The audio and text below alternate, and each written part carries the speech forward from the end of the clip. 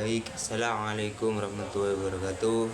Di sini saya atas nama Muhammad Rozizin Taufik akan melantunkan untuk tugas dari Bapak dosen, yaitu Bapak Fikri. Di sini saya akan memberi materi, yaitu langsung saja tujuan pengabdian kepada masyarakat, pengertian inovasi sosial. Inovasi sosial adalah proses pengembangan solusi baru yang efektif untuk menyelesaikan persoalan sosial dengan melibatkan partisipasi aktif masyarakat, dan cara baru dalam menyelesaikan persoalan sosial yang telah ada, misalnya sistem gotong royong modern, pelatihan kewirausahaan berbasis komunikasi, atau media edukasi digital untuk daerah terpencil. Dalam konteks pengabdian kepada masyarakat, inovasi sosial menjadi sangat penting karena setiap daerah memiliki karakteristik, budaya, dan kebutuhan yang berbeda. Pendekatan yang berhasil di satu wilayah belum tentu berhasil di tempat lain, sehingga dibutuhkan inovasi yang intelektual. Inilah mengapa pendekatan partisipatif dan inklusif dalam mendesain program menjadi kunci utama. Inovasi sosial juga harus berpijak pada nilai kebermanfaatan dan keadilan sosial. Tidak cukup hanya membuat program yang terlihat menarik, tetapi harus mampu memberi dampak nyata bagi kelompok sasaran. Tetapi disinilah peran mahasiswa dan akademik sebagai agen inovasi untuk terus belajar dari masyarakat dan bersama-sama merancang solusi yang tepat. Oleh karena itu, setiap inisiatif pengabdian masyarakat sebaiknya mengandung semangat inovasi sosial yang menekankan pada berkelanjutan keberdayaan dan informasi sosial secara menyeluruh. Dua konsep berkelanjutan program. Keberlanjutan dalam program pengabdian bukan sekedar keberlangsungan kegiatan, melainkan keberlangsungan manfaat. Sebuah program dikatakan berkelanjutan jika masyarakat dapat terus merasakan dampaknya meskipun pendampingi dari pihak luar telah selesai. Hal ini mengisyaratkan perlu sistem dan pendekatan yang memampukan masyarakat untuk mandiri. Faktor keberlanjutan dapat dilihat dari tiga aspek, yaitu ekonomi, sosial, dan lingkungan. Secara ekonomi, program harus memberikan peluang peningkatan kesejahteraan secara sosial. Program harus membangun jejaring sosial yang kuat dan partisipatif. Secara lingkungan, program tidak boleh merusak atau mengganggu keseimbangan ekosistem yang ada. Keberlanjutan juga memerlukan melibatkan multi pihak seperti tokoh masyarakat, lembaga lokal, pemerintah daerah, dan mitra lain yang relevan. Kolaborasi ini akan memerlukan legitimasi dan dukungan terhadap program, sekaligus memperluas jaringan untuk mengembangkan lebih lanjut. Dengan kedekatan tersebut, program pengabdian tidak akan terputus begitu saja setelah kegiatan selesai, melainkan menjadi bagian dari sistem sosial yang terus hidup dan berkembang dalam masyarakat. Hubungan inovasi sosial dan berkelanjutan, yaitu apa? Inovasi sosial adalah merupakan dua komponen yang saling berkaitan dan tidak dapat berpisahkan dalam konteks pengabdian kepada masyarakat. Inovasi tanpa keberlanjutan akan menjadi solusi sementara yang tidak menyentuh akar masalah. Lanjut, ini langsung bahas ke pembahasan untuk terkait strategi inovasi sosial dalam program pengabdian. Salah satu strategi utama dalam inovasi sosial adalah co-creation, yaitu proses perancangan program yang melibatkan masyarakat secara aktif sejak awal. Melalui pendekatan ini, masyarakat tidak hanya menjadi objek, melainkan tetapi juga subjek yang berperan dalam merumuskan masalah dan mencari solusi bersama. Ini memperkuat rasa memiliki dan membesar peluang keberhasilan program. Nah, terus strategi lainnya adalah penggunaan teknologi. Tempat guna teknologi sederhana yang mudah dioperasikan oleh masyarakat seringkali lebih bermanfaat daripada lokal atau aplikasi pelatihan berbasis smartphone bagi UMKM di desa.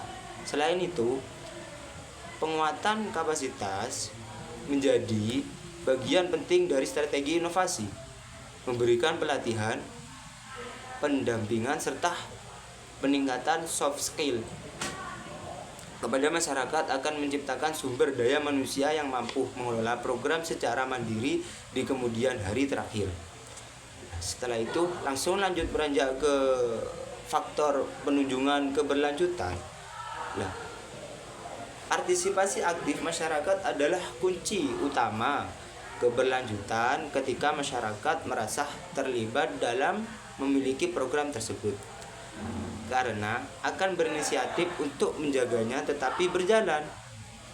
Oleh karena itu, sejak awal perencanaan masyarakat harus diajak berdiskusi, memberi masukan, memberi masukan dan mengambil keputusan bersama untuk pengabdian kepada masyarakat.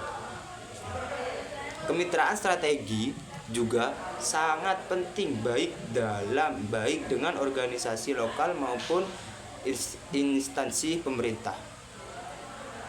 Melalui dukungan kelembagaan ini, program dapat terus berjalan karena memiliki pendanaan dan pendampingan.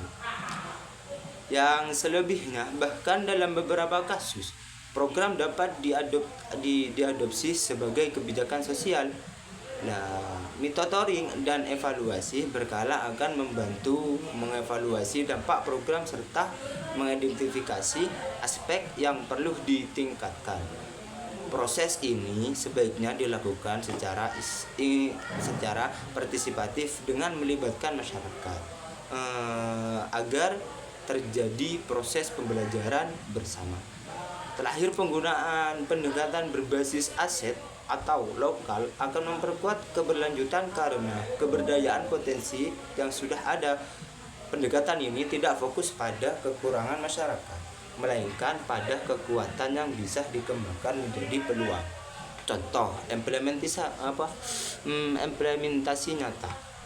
Contoh pertama adalah program desa binaan berbasis pertanian organik yang dilakukan oleh salah satu perguruan tinggi di Jawa Tengah.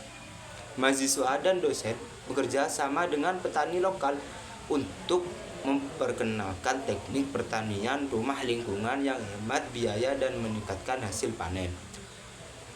Program ini bertahan karena petani merasa terbentuk secara langsung. Contoh 2, program pemberdayaan UMKM daerah pesisir selalu digitalisasi pemasaran. Mahasiswa mengajarkan cara memanfaatkan media sosial yang makro untuk menjual produk hasil olahan laut. Hasilnya, pendapatan masyarakat meningkat dan program terlanjut. Bahkan setelah tim kampus selesai melakukan pendampingan, selanjutnya program edukasi kesehatan berbasis kader lokal di desa terpencil menunjukkan bahwa pelibatan tokoh masyarakat sebagai agen perubahan sangat efektif. Lanjut, kader diberikan pelatihan mengenai gizi, sanitasi, dan kesehatan ibu anak. Kemudian mereka menyampaikan pengetahuan itu ke masyarakat sekitarnya secara berkelanjutan. Contoh-contoh ini menunjukkan bahwa keberhasilan program tidak hanyalah bergantung pada ide bagus, Tetapi pada cara program itu dibentuk, dijalankan dan dikelola bersama masyarakat. Sekian, mungkin itu saja. Ini sudah saya simpulkan untuk terakhir penutup. Kesimpulan, inovasi sosial adalah pendekatan yang penting dalam pengabdian kepada masyarakat karena mampu menghasilkan solusi yang kontekstual, kreatif, dan berkelanjutan melalui antisipasi aktif dan kolaboratif lintas sektor. Inovasi sosial dapat menjawab berbagai tantangan sosial yang ada di masyarakat. Berkelanjutan program pengabdian tidak akan tercapai tanpa adanya perencanaan jangka panjang dan pendekatan berbasis pembentukan serta kompetensi lokal. Oleh karena itu, penting untuk merencanakan program sejak awal dengan prinsip partisipatif dan pemberdayaan. Keterlibatan masyarakat dalam setiap tahap pelaksanaan, mulai dari perencanaan hingga evaluasi, menjadi syarat mutlak agar program tidak hanya selesai sebagai proyek yang pendek, tetapi hidup sebagai dari dinamika sosial masyarakat itu sendiri. Dengan sinergi antara inovasi sosial dan strategi keberlanjutan, pengabdian kepada masyarakat tidak hanya menjadi pelengkap tirgama, tetapi juga menjadi gerakan nyata untuk membangun masyarakat yang mandiri, sejahtera, dan pemberdayaan. Ini untuk saran mahasiswa dan pihak kampus perlu terus meningkatkan kemampuan dalam merancang dan melaksanakan program pengabdian yang kreatif dan berkelanjutan. Dibutuhkan pelatih riset lapangan dan evaluasi mendalam sebagai dari proses belajar.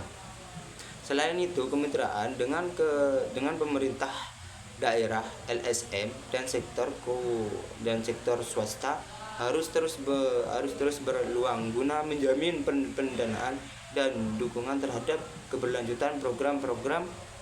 Tidak boleh berjalan sendiri, tetapi menjadi bagian dari sistem pembangunan sosial yang lebih luas. Sekian, mungkin itu saja yang bisa saya presentasikan hari ini. Apabila ada tutur kata yang salah, mohon maaf sebesar-besarnya. Assalamualaikum warahmatullahi wabarakatuh.